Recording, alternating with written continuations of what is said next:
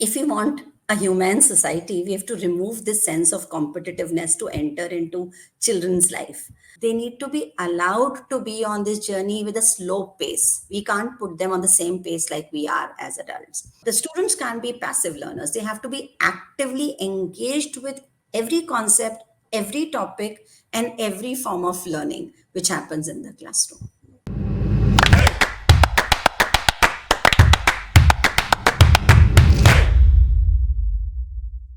Hello and a very warm welcome to Great Principles. My dear viewers, I'm your host Seema Chhoriya, and here I am today with a very distinguished guest of mine, an educator who is a visionary leader who looks forward to teach the children in the generation where we are unaware of what kind of jobs exist.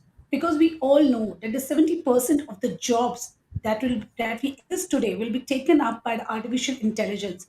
What would stay is creativity, speed, and creative thinking. So, how do you give this to the kids?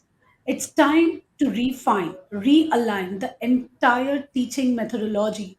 How do we assess the children? It's no more that you can just judge the children on the basis of the marks obtained.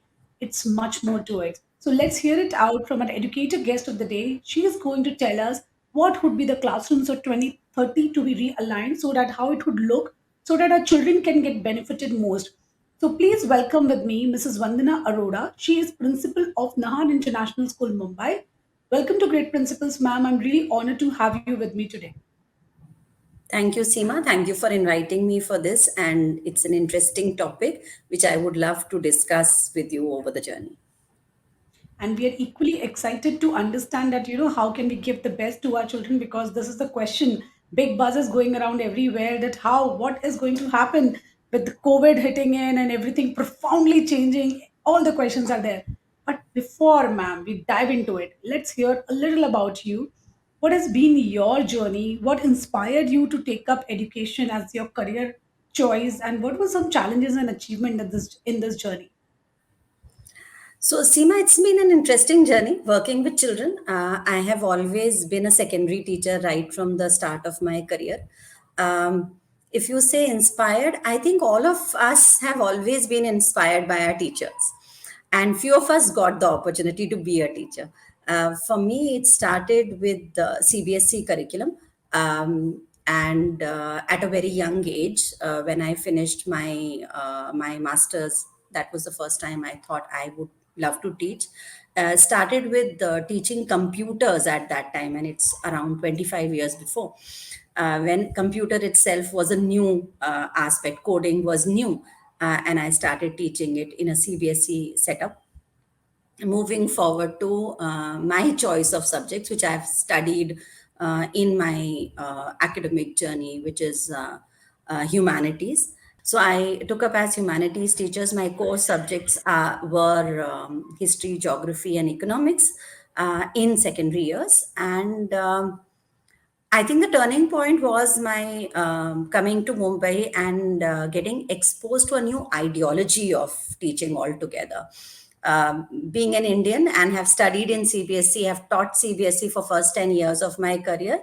When I came to Mumbai, I got introduced with Rudolf Steiner ideology, the philosophy of teaching, which is German ideology, which works with strongly on holistic approach, developing holistic human beings was the approach, and that was a changing point for me. And I also, with that, got an opportunity to work with Cambridge curriculum.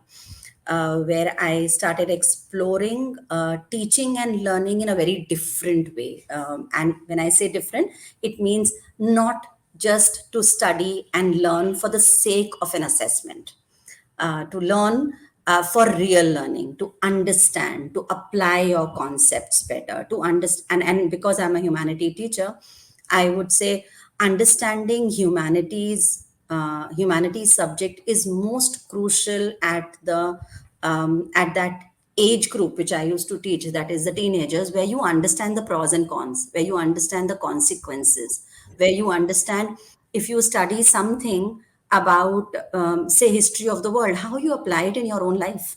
If you study geography, how do you see geography around you? How do you see the impact of land on you, culture on you? environment on you. So these are aspects which I happened to learn while I was learning a new ideology. And post that, I took up the principalship of this school where I am the founder principal. It's been 10 years journey now here, where I have started implementing the curriculum differently, taking Cambridge curriculum, IB curriculum, both international curriculums, making sure that our curriculum gets aligned in a way that we teach our children with various different, we incorporate different aspects into classroom. Assessment stays as an important aspect, but assessment is not the primary focus. The primary focus is enjoyment in learning. The primary focus is evaluating things. The primary focus is to critically look at a text or information, whichever comes in any form in subjects, and understand how you apply that information and how you make the best use of that information, and which I personally believe is the new age challenge, and which is going to stay as a challenge for the future generation of students as well as educators. Absolutely, ma'am. You have really an enriching journey with so much of learning. And actually, what I loved about the entire this journey of yours is that realizing and ensuring that the children also understand that it's not about just gaining the knowledge. Rather, it's about applying the knowledge rightly, and that is what actually education is all about, right? And I also agree with you that it would be a challenge with the kind of information bombarded from all the angles. It would be really difficult to ensure that how our children are absorbing the information and utilizing it further. So, ma'am, having said that and talking about the children, the future generations, how do we ensure that this generation, you talked about humanity also, that this generation is, equally valuing the whole existence-ship. They are equally valuing and they're trying to build a community which is more humane, which is standing for each other, not only just ready to jump in and take up the opportunities, but to be supportive. So I would like to know a little more about it. So, see, why do we say that today we don't value humanity? We only value success. We only value um, certain things which come with material wealth, and we are forgetting the value of relationships. We are forgetting the value of respect. We're forgetting the value of what we already have. Is largely because at a very young age we introduce a sense of competitiveness in our children. If we want a humane society, we have to remove this sense of competitiveness to enter into children's life. At a young age, we have to bring it to them the understanding of collaborativeness. We have to bring in the classroom an environment where everyone is learning and they are not compared. They are being valued and understood as who they are, and they are being then allowed to move on this journey of success of academics, because schools are all about academics also. They move on that journey with a slow understanding of I am important, I am being cared for, I am being understood. And then there are adults as teachers and parents both, who start unlearning the processes which they have incorporated of saying you learn, you study, you reproduce that in an assessment, you go out in the world and you get a job. That's not life, right? There is a lot of unlearning which adults have to enter into to say children need to be given safety. They need to be given security, and not just the physical security, but emotional security. They need to be allowed to be on this journey with a slow pace. We can't put them on the same pace like we are as adults.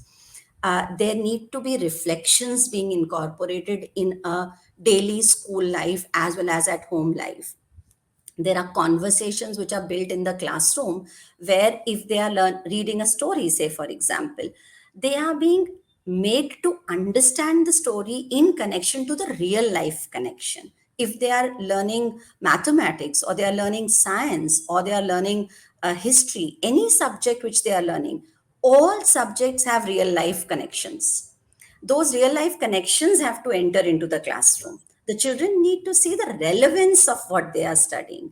They need to they are being asked to apply those at a smaller level from a primary year, and then they are being appreciated and acknowledged for what they are doing. They should not be only appreciated and acknowledged to score better. They should be acknowledged, they should be appreciated for the efforts they are putting into everyday learning in the classroom, and school environments need to be conducive for it. Once we are able to do that in a school environment where a child feels safe, secured, heard, understood, I think we are ready to start a fresh, and we are ready to send in the world more, I think more well thought youngsters who would make a difference and who would use the learning to make a positive difference in the world. Absolutely, ma'am. Very well explained. And that how, the formative years are so important. And when you give the right start of building positive relationships, the impact is very longer. You rightly said that we, put our children into competitiveness at a very early stage. And that is how they become selfish and they just run behind success. So beautifully explained. And I'm sure all the school leaders out there, you would be benefited by applying these kind of positive relationships at philosophy at your school level also. So, going ahead with our topic of today of new age teaching. So, tell me something, ma'am. Along with the generation is changed, the way of grasping is changed, the way of teaching is changed.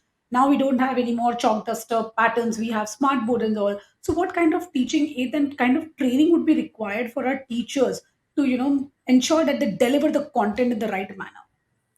So, see, teachers, as I said, all adults have to be relearning in this process.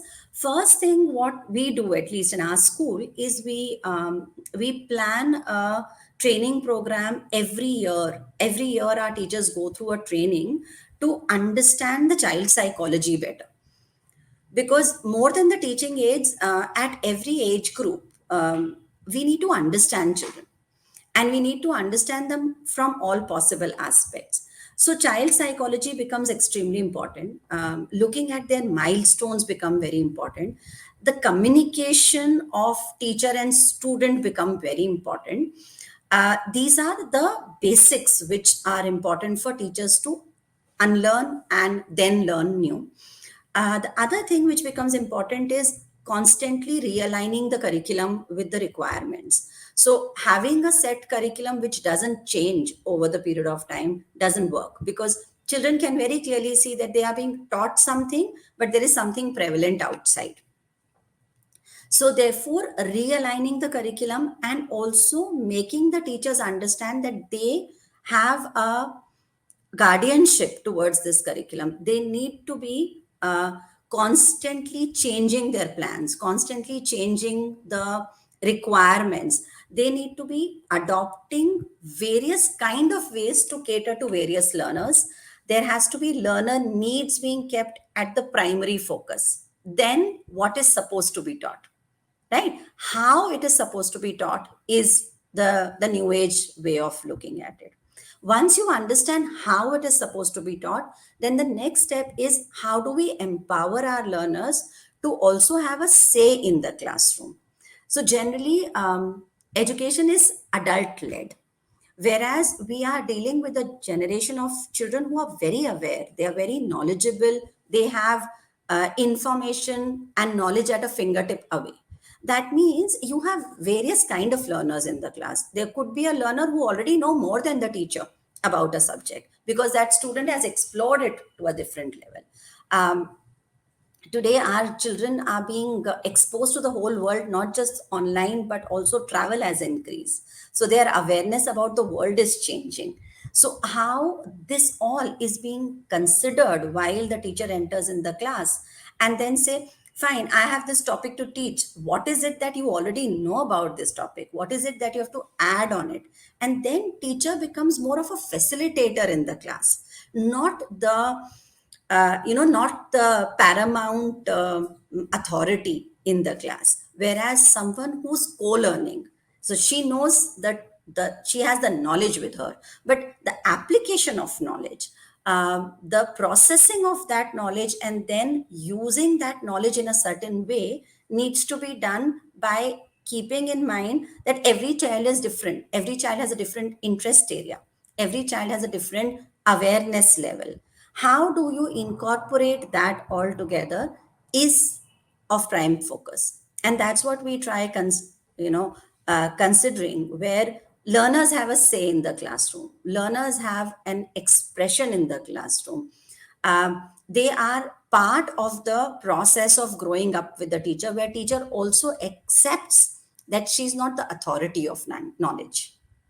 She's just here to facilitate it. Peer learning is another thing which we have to incorporate in our classroom. So it can't be a teacher standing on a pedestal and passing on the information. It also is that how they are learning from each other, how the environment is created, where one student is learning from another student, how a teacher is learning the new age ways. Say, for example, we all saw in COVID that teachers entered online with very less understanding of technology, whereas children were ahead because they are fast to grasp. So there were children who were teaching teachers simple thing of, ma'am, you can use this app, you can use this technique while you are online, because they knew more. So here teacher also has to accept that she might have knowledge base, but application of that knowledge, usage of that knowledge, taking the new age technologies, is something she can learn from her student.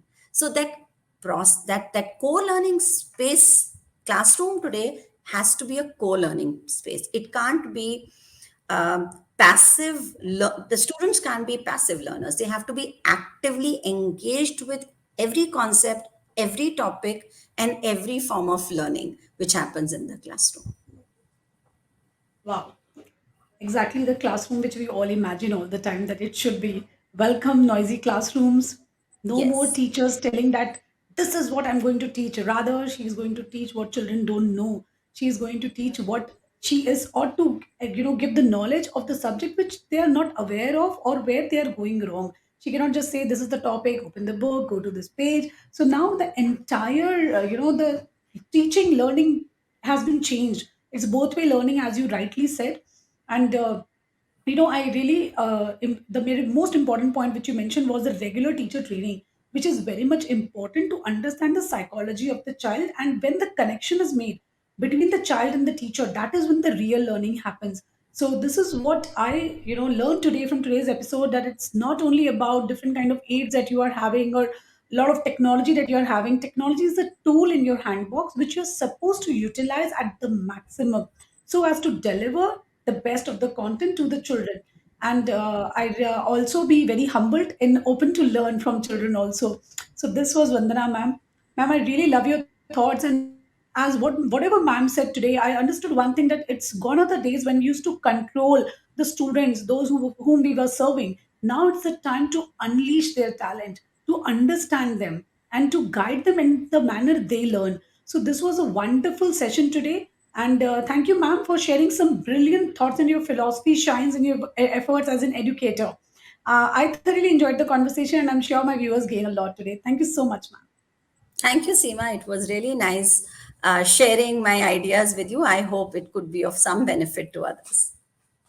Certainly, ma'am. Thank you so much, ma'am. Have a Thank wonderful you. day ahead.